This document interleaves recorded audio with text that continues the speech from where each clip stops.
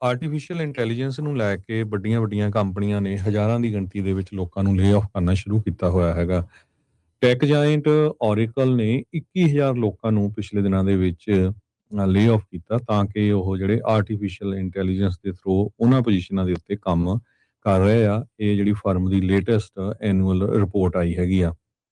Software ਤੇ cloud computing firm ਨੇ ਇਹ ਕਿਹਾ ਵੀ ਉਹਨਾਂ ਦੇ 1,41,000 ਫੁੱਲ ਟਾਈਮ EMPLOYEES ਆ ਐਜ਼ ਆਫ ਮਈ 31, 2026 ਜੋ ਕਿ ਪਹਿਲਾਂ 1,62,000 ਸੀਗੇ ਸੇਮ ਟਾਈਮ ਦੇ ਉੱਤੇ ਪਿਛਲੇ ਸਾਲ।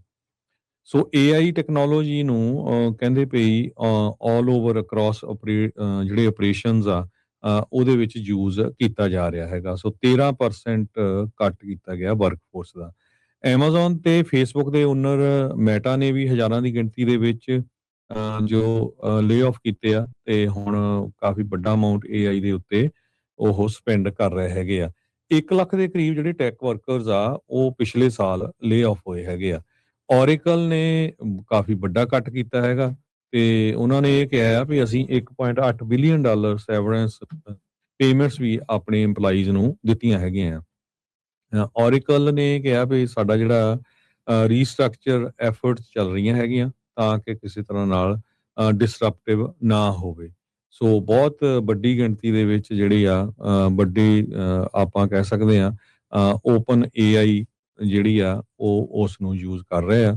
ਓਰੇਕਲ, ਮੈਟਾ ਤੇ ਹੋਰ ਵੀ ਕੰਪਨੀਆਂ। BBC ਦੀ ਇੱਕ ਰਿਪੋਰਟ ਆਈ ਸੀ ਜਿਹਦੇ ਵਿੱਚ ਉਹਨਾਂ ਨੇ ਕਿਹਾ ਸੀ ਵੀ $50 ਬਿਲੀਅਨ ਇਨਫਰਾਸਟ੍ਰਕਚਰ ਦੇ ਉੱਤੇ ਓਰੇਕਲ ਵਾਲੇ ਖਰਚਣ ਕਰਨ ਜਾ ਰਹੇ ਹੈਗੇ ਆ। ਲੈਰੀ ਐਲਿਸਨ ਇਹਦੇ ਕੋ-ਫਾਊਂਡਰ ਹੈਗੇ ਆ, ਬੜੇ ਅਮੀਰ ਦੁਨੀਆ ਦੇ ਅਮੀਰਾਂ ਵਿੱਚੋਂ ਇੱਕ ਹੈਗੇ ਆ ਤੇ ਉਹ serve as a chief technology officer ਵੀ ਕਰਦੇ ਆ ਤੇ ਅੱਜ ਕੱਲ ਉਹਨਾਂ ਦੇ ਟਰੰਪ ਉਹਨਾਂ ਨਾਲ ਕਾਫੀ ਵਧੀਆ ਰਿਲੇਸ਼ਨ ਹੈਗੇ ਆ। ਇਸੇ ਤਰ੍ਹਾਂ ਗੂਗਲ, ਐਮਾਜ਼ੋਨ ਤੇ ਮੈਟਾ ਇਹਨਾਂ ਤਿੰਨਾਂ ਨੇ ਰਲ ਕੇ $650 ਬਿਲੀਅਨ ਜਿਹੜਾ ਟੈਕਨੋਲੋਜੀ ਦੇ ਉੱਤੇ ਇਸ ਸਾਲ ਸਪੈਂਡ ਕੀਤਾ ਆ ਏਆਈ ਦੇ ਉੱਤੇ ਮੋਸਟਲੀ।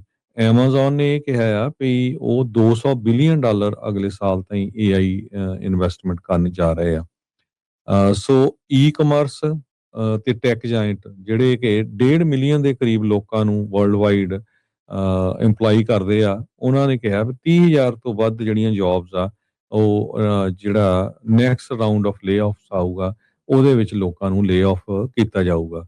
ਸੋ ਐਮਾਜ਼ੋਨ ਨੇ ਇਹ ਕਿਹਾ ਇੱਕ ਇੰਟਰਨਲ ਨੋਟ ਦੇ ਉੱਤੇ ਤੇ ਕੰਪਨੀ ਨੇ ਕਿਹਾ ਵੀ ਅਸੀਂ ਏਆਈ ਨੂੰ ਪੂਰਾ ਜਿਹੜਾ ਜ਼ੋਰਾਂ ਸ਼ੋਰਾਂ ਦੇ ਨਾਲ ਲਾਗੂ ਕਰਨ ਜਾ ਰਹੇ ਹਾਂ ਤੇ ਆਉਣ ਵਾਲੇ ਸਮੇਂ ਦੇ ਵਿੱਚ ਹੋਰ ਵੀ ਜ਼ਿਆਦਾ ਜਿਹੜੀ ਲੇ ਆਫ ਹੋਊਗੀ। ਜੀ, ਜਨਰਲ ਮੋਟਰਸ ਨੇ 1000 ਬੰਦਾ ਜਿਹੜਾ ਹਰਜੋਤ ਸਿੰਘ ਜੀ ਕੱਢਿਆ ਉਹਦੀ ਥਾਂ ਦੇ ਉੱਤੇ 50 ਰੋਬੋਟਸ ਜਿਹੜੇ ਉਹ ਰੱਖੇ ਆ।